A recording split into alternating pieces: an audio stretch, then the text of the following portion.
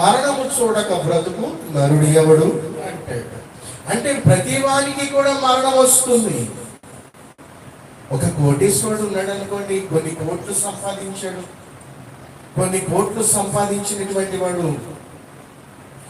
వాడు కొన్ని కోట్లు పెట్టి ఒక బంగళా కట్టుకున్నాడు అనుకోండి.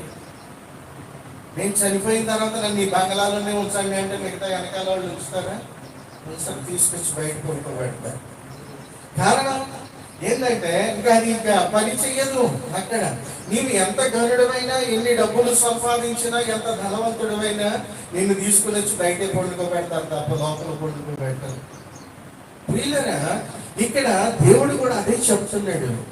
ఎంత నీవు ఘనుడమైనా, నీవు ఎంత వర్ధిల్లినా, నీవు ఎంత కష్టపడి నీవు ఎంత సంపాదించినా, చివరకు నీవు సంపాదించినటువంటి సంపాదన నేను